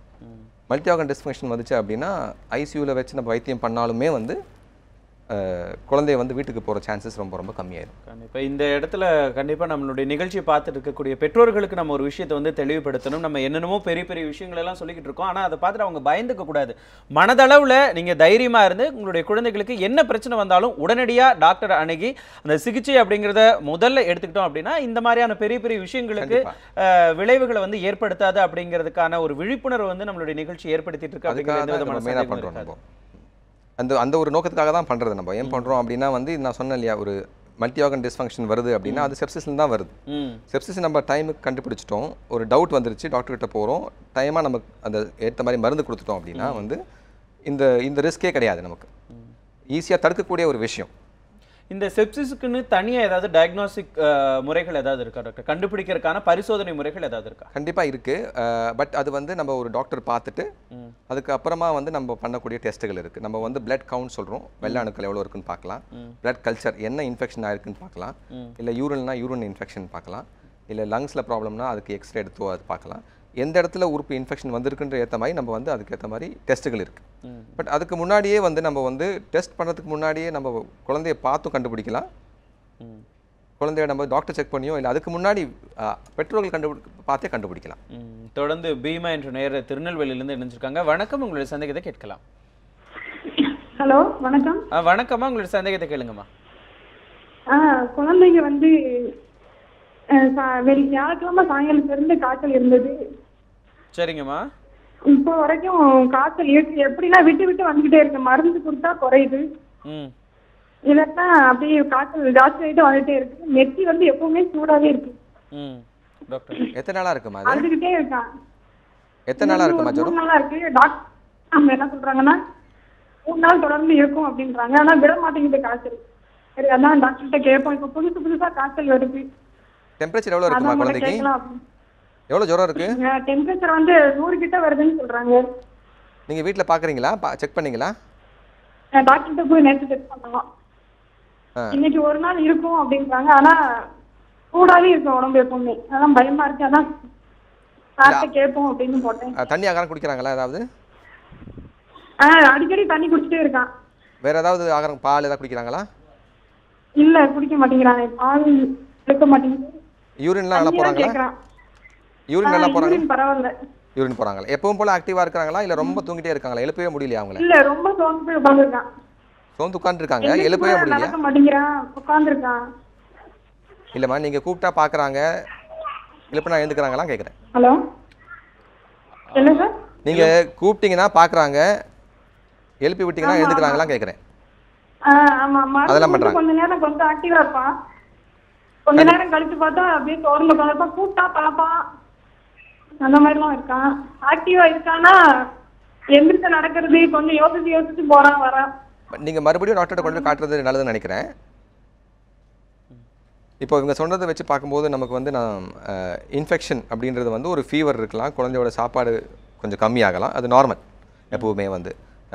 பட் சுத்தமாக குழந்தை சாப்பிடல, இவங்க சொல்கிறது பார்த்தா டல்லாக இருக்குது அப்படின்றது வந்து இது செப்சிஸ் அறிகுறியாக இருக்கலாம், கண்டிப்பாக இருக்கலாம். ஓகே, இது வந்து உடனே அவங்க டாக்டர் போய் பார்க்க வேண்டியிருக்கும்.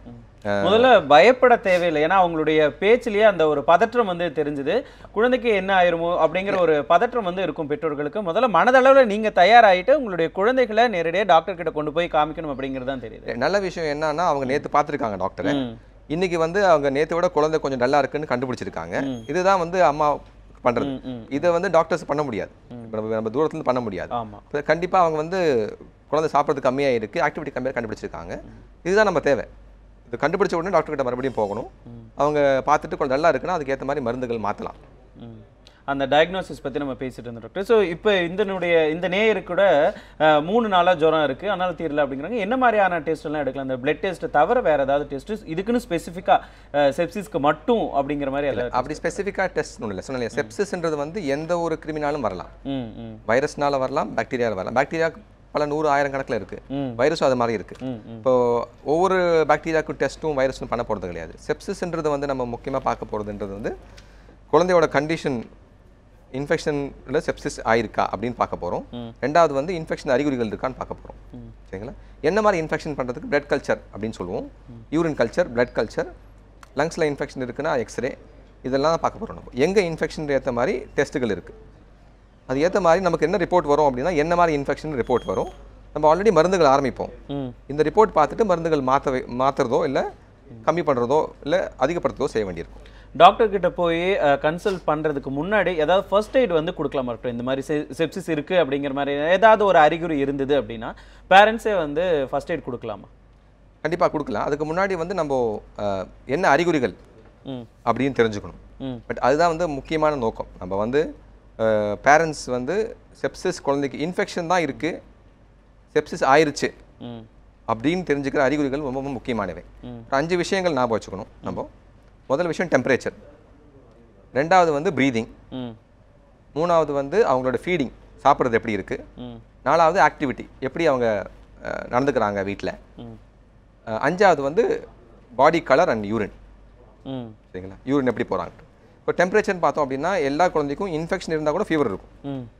அது வந்து ஃபீவர் மட்டும் வச்சுட்டு நம்ம செப்சிஸ்ன்னு சொல்ல முடியாது. பட் ரொம்ப ஹை ஃபீவர், ஒரு 104 டிகிரி இருக்குது, 103 டிகிரி இருக்குது, விடாமல் அடிச்சுட்டே இருக்குது, இல்லை ரொம்ப சில்லுன்னு இருக்குது உடம்பு, டெம்பரேச்சர் வச்சு பார்த்தீங்கன்னா 96 தான் காட்டுது குழந்தைக்கு, குழந்தை டல்லாக இருக்குது. இது 2 எக்ஸ்ட்ரீம்ஸ் அப்படின்றது ரொம்ப வந்து ஒரு சீரியஸான விஷயம். 2வது ப்ரீதிங், ரொம்ப ஃபாஸ்ட்டாக ப்ரீத் பண்ணுறோம். நம்மலாம் வந்து ஒரு நிமிஷத்துக்கு 10 வாட்டி 12 வாட்டி மூச்சு விடுவோம். குழந்தைங்க அதிகமாக மூச்சு விடுவாங்க. நார்மலாகவே ஒரு 30 வாட்டி 40 வாட்டி விடுவாங்க. பெருசாக அது கம்மியாகிட்டே வரும்.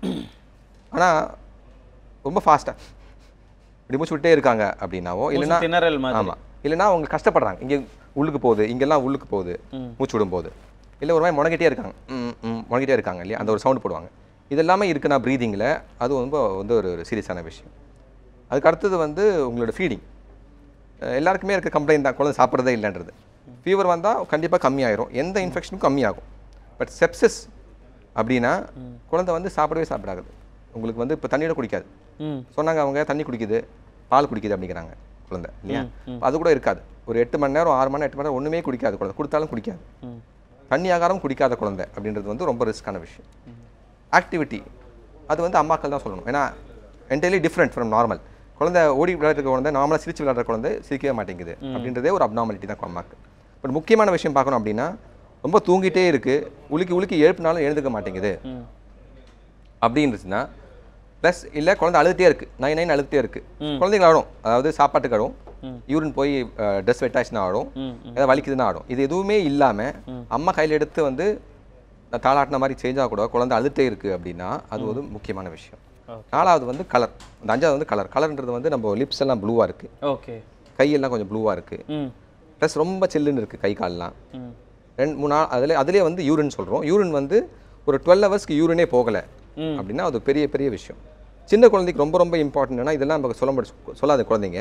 முக்கியமான விஷயம் ஃபீடிங், ஆக்டிவிட்டி ப்ராப்ளம், யூரின். இது 3ல ப்ராப்ளம் இருந்தால் கண்டிப்பாக டாக்டர் பார்க்கணும். கண்டிப்பாக இந்த அறிகுறிகள்லாம் குறிப்பாக பேரண்ட்ஸுக்கு தான் தெரியும். இந்த குழந்தை வளர்ப்பில் இந்த குழந்தைகள் மீதான அந்த அதீதமான ஒரு அக்கறை எடுத்துகிட்டு இந்த மாதிரி பல விஷயங்களும் கவனிக்கிறது தான் ஒரு மிகப்பெரிய அந்த அறிகுறியெல்லாம் கண்டுபிடிக்கிறதுக்கான ஒரு வழியாக இருக்கும். இவங்க சொன்ன மாதிரி வந்து நேற்று குழந்தை நல்லா இருந்துச்சு, இன்னைக்கு காலையில் குழந்தை டல்லாக இருக்குது அப்படின்னு அவங்க கண்டுபிடிச்சிட்டாங்க.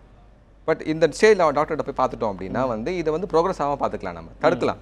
செப்டிக் ஷாக்கு, இந்த மல்டிபிள் ஆர்கன் டிஸ்ஃபங்க்ஷன்லாம் வரவே வராது. கண்டிப்பாக மருந்துகள் கொடுத்து சரி பண்ணிடலாம்.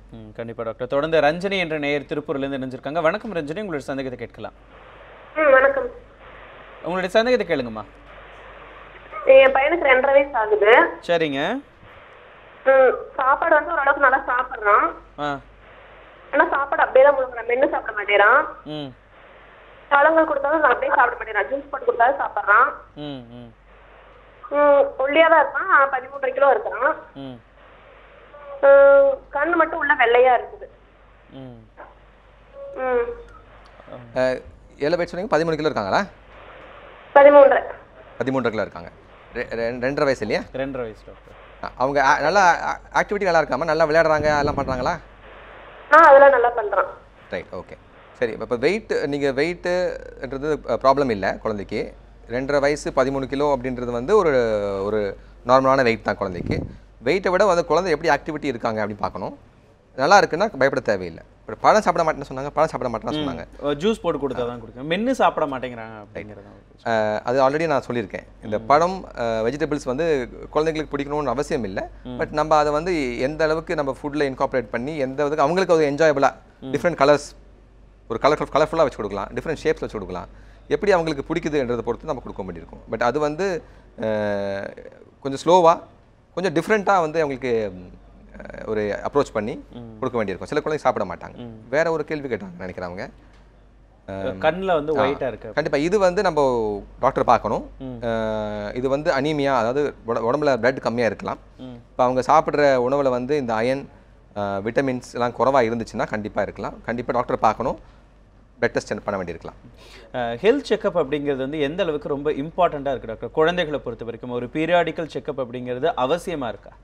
கண்டிப்பாக ஹெல்த் செக்அப் நான் சொல்கிறது வந்து அவங்களோட குழந்தைகள் டாக்டர். கண்டிப்பாக எல்லா குழந்தைக்கும் வந்து ஒரு குழந்தைகள் டாக்டர் ஃபாலோ பண்ணணும். டாக்டர் மாறி பார்த்துருக்கூடாது. இப்போ வந்து ஒரு டாக்டர் பார்க்கணுன்னா அவங்களே தான் பார்க்கணும். ஒரு குழந்தை டாக்டர் பார்க்கணும், அட்லீஸ்ட் நம்ம வேக்சினேஷன் இனிஷியலாக வந்து நம்ம பிறந்த ஒரு வயசில் வந்து வேக்சினேஷனுக்காக போகிறோம்.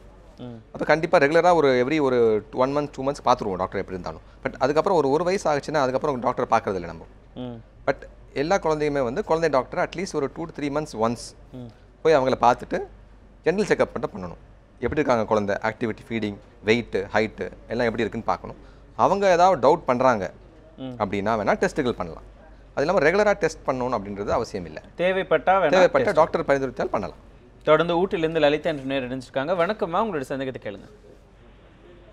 சார், பையனுக்கு வந்து 12 வயசு ஆச்சுங்க. சரிங்க. அவன் எப்ப பால் மூக்கு அப்படியே இழுத்துட்டு எந்த நேரமும் அப்படியே கண்ணீர் கடிக்கும் போதும் சரி, உட்கார்ந்துருக்கும் போதும் சரி, அந்த மூக்கை இழுத்துட்டு ரொம்ப நாளாவே அந்த ப்ராப்ளம். அவனுக்கு அந்த தொண்டையில் ப்ராப்ளமா இல்ல மூக்குல ப்ராப்ளமான்னு எதுவுமே தெரியல. 2-3 டைம் டாக்டர் பார்த்தாச்சு. கொஞ்சம் மாத்திரை குடிக்கும்போது கொஞ்சம் நல்லா இருக்கு, மறுபடியும் அதே சைடு எஃபெக்ட் மாதிரி வந்துட்டே இருக்கு. யாரை பார்த்தீங்கம்மா? எந்த டாக்டர் பார்த்தீங்க? ஃபோன் கனெக்ஷன்ல ஏதோ கட் ஆயிடுச்சுன்னு நினைக்கிறேன். அவங்க சொன்னது வந்து அடிக்கடி தும்மல், ஜலதோஷம் மாதிரி இருக்கு, ஸ்னீசிங் இருக்கு அப்படின்றாங்க. இப்போ 12 வயசு குழந்தை அப்படின்னு 2 காமனாக பார்க்குறேன். 2 விதமான காரணம் அடிக்கடி இருக்குது அப்படின்றது. 12 வயசுல யூஸ்வலாக வந்து ரொம்ப காமன் கிடையாது. நமக்கு வந்து சின்ன குழந்தைக்கு வர மாதிரி ஜலதோஷம்ன்றது ரொம்ப காமன் கிடையாது. பட் இருந்துகிட்டே இருக்குது அப்படின்னா வந்து 2 காரணங்கள் இருக்கலாம். ஒன்று வந்து அவங்களுக்கு இந்த நோஸில் இந்த நம்ம சொல்லுவோம் அடினாய்ட்ஸ், டான்சில்ஸ் சொல்லுவோம், அதனால ஏற்படுற விஷயமா இருக்கலாம். 2வது வந்து அலர்ஜியாக இருக்கலாம். 2க்குமே வந்து ஒன்று ஒரு ENT டாக்டர் பார்க்க வேண்டியிருக்கும். ப்ளஸ் அவங்க ஒன்றுமே இல்லை, அடினாய்ட் ப்ராப்ளம் இல்லை, நோஸில் ப்ராப்ளம் ஒன்றும் இல்லை அப்படின்னு சொல்லிட்டாங்க அப்படின்னா வந்து அலர்ஜி ஸ்பெஷலிஸ்ட்டை பார்க்க வேண்டியிருக்கலாம். இந்த செப்சிஸ் பிரச்சனை பொறுத்த வரைக்கும் ரொம்ப சின்ன வயசு ஒரு 5 வயசுக்குள்ளே இருக்கிற குழந்தைகளுக்கு அதிகமாக வருமா டாக்டர், இல்லை அதுக்கப்புறமா இருக்கக்கூடிய குழந்தைகளுக்கு அதிகமாக வரக்கான வாய்ப்புகள் இருக்கா? 5 வயசுக்கு கம்மி வர குழந்தைகளுக்கு ரொம்ப அதிகமான வாய்ப்பு இருக்குது. வர்றது வாய்ப்புன்றதை விட வந்து வந்தால் வந்து அதுக்கு ப்ராப்ளம்ஸ் அதிகமாக வரும்ன்றது சொல்ல முடியும் நம்ம. ஏன்னா இன்ஃபெக்ஷன் வர்றது ரொம்ப ஜாஸ்தி, அவங்களுக்கு எதிர்ப்பு சக்தி ரொம்ப கம்மி. நான் சொன்னேன் இல்லையா, அந்த ஸ்டீராய்ட்ஸ் சாப்பிட்ற குழந்தைங்க, இம்யூனோடெஃபிஷியன்சி, அதே மாதிரி வந்து 3 மாதம் 6 மாதம் குழந்தைங்களுக்கு, அதுக்கு சின்ன குழந்தைங்களுக்கு ரொம்ப ரொம்ப ரிஸ்க் அதிகம். ஜென்ரலாகவே 5 வயசு கம்மியான குழந்தைங்களுக்கு ரிஸ்க் அதிகம். இப்போ 5 வயசுக்குள்ளே இருக்கக்கூடிய குழந்தைகளுக்கு ஒரு 2 வயசு அல்லது 1 வயசுக்குள்ளே இருக்க குழந்தைகளுக்கு இந்த மாதிரியான ஒரு பிரச்சனை வந்துருச்சு அப்படின்னா அதுக்கான ட்ரீட்மெண்ட் கொடுக்கறதுல வந்து டிஃபிகல்ட்டிஸ் எதாவது இருக்குமா டாக்டர், இல்லை ட்ரீட்மெண்ட்ஸ் வந்து இப்போ அட்வான்ஸ்டாக ஏதாவது இருக்கா டாக்டர்? ட்ரீட்மெண்ட் கொடுக்கல டிஃபிகல்ட்டிஸ், நம்ம ட்ரீட்மெண்ட் எல்லாமே இருக்குது. எந்த ஒரு வயசுக்கும் ட்ரீட்மெண்ட் இருக்குது. பட் சின்ன குழந்தைங்கள்னு சொல்லும்போது நம்ம வந்து கண்டிப்பாக அவங்களுக்கும் ரொம்ப கஷ்டம், பேரண்ட்ஸ்க்கும் ரொம்ப கஷ்டம். அது அவங்கள்ட்ட ஆனால் பயப்பட தேவையில்லை. அவங்களுக்கு ஏற்ற மாதிரி வந்து சின்ன குழந்தைங்களுக்கு ரொம்ப கம்ஃபர்டபுளாக நம்ம வந்து வைத்தியங்கள் பண்ணுறது இருக்குது. நம்ம அவங்களோட சரௌண்டிங்ஸ், அவங்கள அணுகிற டாக்டர்ஸ், நர்சஸ் எல்லாமே வந்து ஒரு என்ன பண்ணுறோம், ஒரு நல்ல ஒரு பயப்படாத விதத்தில் பண்ணுறாங்க. அப்படி வைத்தியங்கள் இருக்குது நமக்கு பண்ணுறது. பட் அட்வான்ஸ் ட்ரீட்மெண்ட்ஸ் எல்லாமே இருக்குது நம்ம செப்சிஸ் பண்ணுறதுக்கு. First starting antibiotics. அதான் என்னென்ன ட்ரீட்மெண்ட்ஸ் இருக்குது அப்படிங்கிறது பற்றி நம்ம தொடர்ந்து பேசலாம். தொடர்ந்து புதுச்சேரியிலேருந்து பிரியங்கா என்ற நேரம் இணைஞ்சிருக்காங்க. வணக்கம்மா, உங்களுடைய சந்தேகத்தை கேளுங்க. சார், என்னுடைய குட் மார்னிங் சார். வணக்கம்மா சார், என் பேர் பிரியங்கா சார். என்னுடைய பேபிக்கு 10 மாதம் ஆகுது. சரிங்க.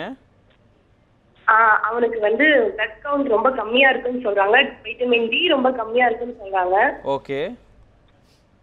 அதுக்கு என்னென்ன ஃபுட் கொடுக்கலாம், என்னென்ன அவன் வந்து 6 monthsலயே வந்து அவனுக்கு வந்து தாய்ப்பால் கொடுக்கறத நிறுத்தியாச்சு. அவனுக்கு எனக்கு உடம்பு சரியாதனால அதுக்கு பத்தி அவனுக்கு என்னென்ன ஹெல்த்தியான ஃபுட்லாம் நான் கொடுக்கலாம்ன்றது எனக்கு தெரியல. அதை டாக்டர் கேட்டு சொல்றீங்க. பிளட் கவுண்ட்ஸ் கம்மியா இருக்குமா?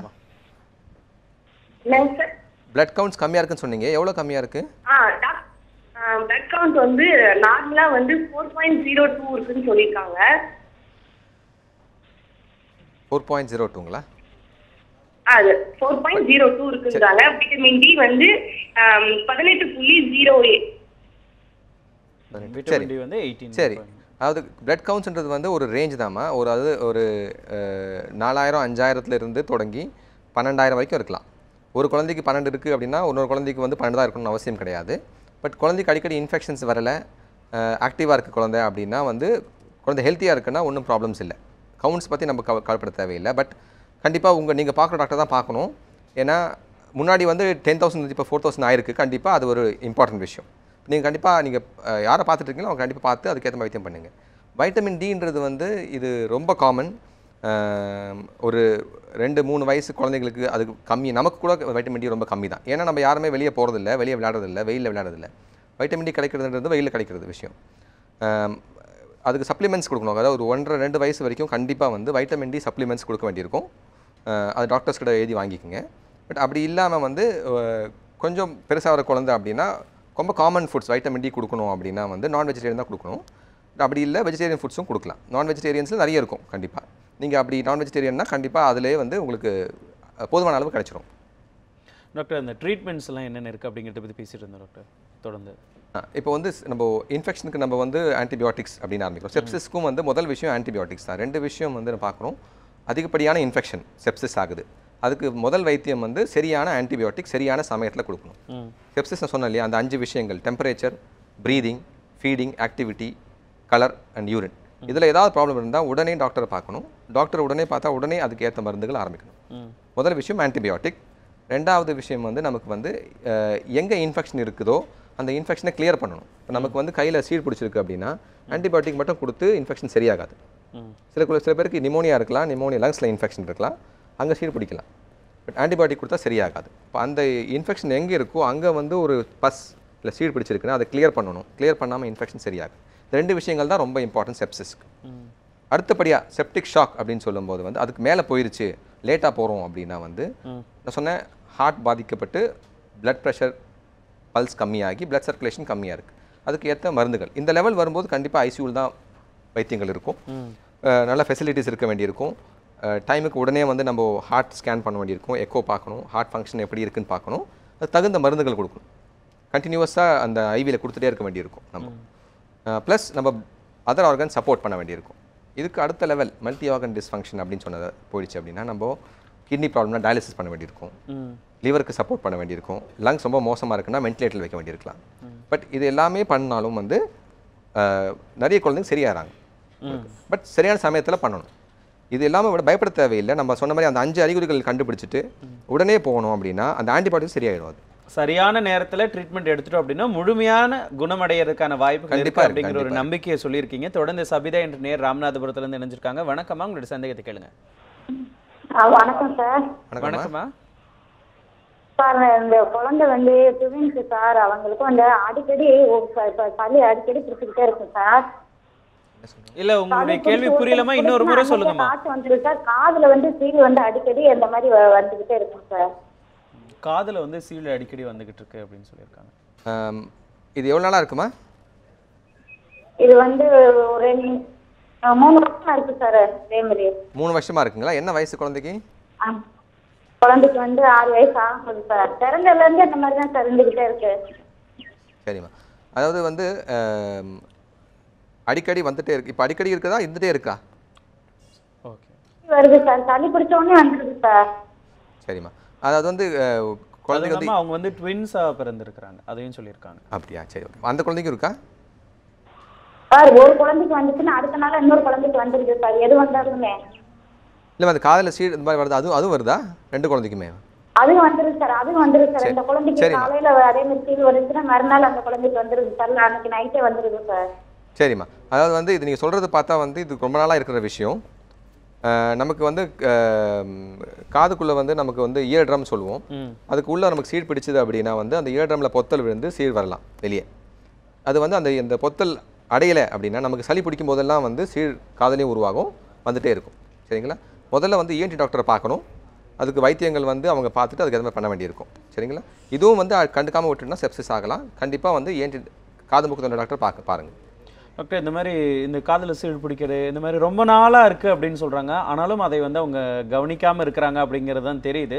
ஸோ அடுத்த ஸ்டேஜுக்கு போகாமல் எப்படி டாக்டர் நம்ம ப்ரிகாஷனரியாக தடுக்கிறது, முன்னெச்சரிக்கையாக எப்படி டாக்டர் இருக்கிறது? கண்டிப்பாக. நான் இப்போ வந்து நம்ம செப்சிஸ் எப்படி கண்டுபிடிக்கிறதும் நம்ம சொன்னோம். அதுக்கு ஈஸியாக நம்ம ஆன்டிபயோட்டிக் கொடுத்துட்டுனா வந்து அடுத்த லெவல் போகாமல் தடுக்கலான்னு பார்த்தோம். பட் அதுக்கு முன்னாடி நம்ம தடுக்கலாம். இதுல வந்து ஒரு இன்ஃபெக்ஷனே வந்து செப்சிஸ் ஆகாம தடுக்கறதுக்கு இன்ஃபெக்ஷனே வராம தான் முதல்ல பார்க்க முடியும் நம்ம. ப்ளஸ் இன்ஃபெக்ஷன் வந்தால் தடுக்கிறதும் பார்க்கலாம். எப்படின்னா முதல்ல வந்து சுகாதாரம் பார்க்கணும், அதான் மெயின். நம்ம கிட்ட இருக்க நிறைய விஷயங்கள் இருக்கு. பொது இடத்துல வந்து மலம் கழிக்கிறது, யூரின் போகிறது, துப்புறது, இதெல்லாம் இருக்கக்கூடாது. இது இன்ஃபெக்ஷன் ஸ்ப்ரெட் பண்ணுற விஷயங்கள். நம்ம வந்து சாப்பிட்ற ஆகாரம், தண்ணி, வெளியே சாப்பிட்றது முடிஞ்ச அளவுக்கு தடுக்கணும். தண்ணி வந்து பியூரிஃபை பண்ணால் ஓகே, பட் முடியலன்னா சிம்பிள் அண்ட் பெஸ்ட்ன்றது வடிகட்டிட்டு கொதிக்க வைக்கிற தண்ணி. சரிங்களா? நம்ம வீட்டில் எப்படி எந்த குழந்தைய ஹேண்டில் பண்ணாலும் சரி, சாதாரணமாக இருந்தாலும் சரி, நம்ம வந்து டாய்லெட் போயிட்டு வரோம் இல்லை யூரின் போயிட்டு வரோம் அப்படின்னா ஹேண்ட் வந்து சோப் வச்சு வாஷ் பண்ணணும். குழந்தைக்கு சாப்பாடு கொடுக்குற முன்னாடி சோப் வச்சு ஹேண்ட் வாஷ் பண்ணணும். குழந்தை ஹேண்டில் பண்ணுற முன்னாடி பண்ணணும். அதே மாதிரி நமக்கு இன்ஃபெக்ஷன் இருக்குன்னா குழந்தைக்கு போகாமல் இருக்கிறதுக்காக அந்த மாதிரி கை வச்சு இருமுறது, தும்முன உடனே கை வாஷ் பண்ணணும். ஏன்னா கையில் இருக்கும் இன்ஃபெக்ஷன், கையிலேருந்து ஸ்ப்ரெட் ஆகலாம். So hand washing is very very important before after toilet, before feeding. இது ரொம்ப ரொம்ப முக்கியமான விஷயம் ஒன்று. அதுக்கு அடுத்த முக்கியமான விஷயம் வந்து வேக்சினேஷன். இப்போ வந்து நம்ம இந்த இந்தியன் அகாடமி பீடியாட்ரிக்ஸ் சொல்கிறோம், அவங்க பண்ணுற ஒரு இதில் வந்து ஒரு லிஸ்ட் ஆஃப் வேக்சின்ஸ் இருக்குது உங்களுக்கு. இந்த வேக்சின்ஸ் வந்து முக்கியமான வியாதிக்கு சொல்லியிருக்காங்க, அதை கண்டிப்பாக கொடுக்கணும் நம்ம, சரிங்களா? இப்போ வந்து நிமோனியா வரத்துக்கு முக்கியமான காரணம் நியூமோகாக்கல் இன்ஃபெக்ஷன் சொல்கிறது. அதுக்கு ஒரு வேக்சின் இருக்குது. இப்போ நிமோனியா வந்துச்சுன்னா அது வந்து சீழ் பிடிச்சிடலாம், செப்சிஸ் ஆகலாம், சொன்ன மாதிரி செப்டிக் ஷாக்ஸ், ஆர்கன் டிஸ்ஃபங்க்ஷன் போகலாம்.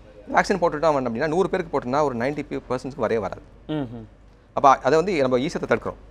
நம்ம இந்த லெவலுக்கு வந்து அட்மிட் ஆகி ஆன்டிபயோட்டிக் போட்டு டயாலிசிஸ் எல்லாம் போன்ற அளவுக்கு விஷயத்துக்கு வந்து ஜஸ்ட் ஒரு வேக்சின் போட்டுட்டோம் அப்படின்னா வந்து தடுத்துருவோம் ஈஸியாக. ஸோ மெயின் விஷயம் வந்து ஹைஜீன் ப்ளஸ் வேக்சினேஷன், இது ரெண்டுமே பண்ணாலே வந்து ப்ளஸ் நியூட்ரிஷன் மெயின்டைன் பண்ணிக்கணும். இது பண்ணாலே வந்து நம்ம தடுக்கலாம் நிறைய விஷயம். கண்டிப்பாக இந்த குழந்தை பராமரிப்பு அப்படிங்கிறதுல பல விஷயங்கள் வந்து நம்ம மறைமுகமாக செய்ய வேண்டியதெல்லாம் இருக்குது. கவனம் அப்படிங்கிறது பெற்றோர்கள் கிட்ட தான் இருக்குது. எந்த ஒரு பிரச்சனையும் வந்து குழந்தைகளுக்கு ஏற்படாமல் இருக்கிறதுக்கு அவங்க தான் நல்ல முறையில் இந்த குழந்தை வளர்ப்பை கடைபிடிக்கணும் அப்படிங்கிறத உங்களுடைய வார்த்தைகள்லேருந்தே தெரியுது. எனவே எங்களுடைய அரங்கத்திற்கே வந்து வித்தியாசமான கேள்விகளும் கூட ரொம்ப பொறுமையாக தெளிவாக பதில் சொன்னீங்க. நன்றி. நன்றி.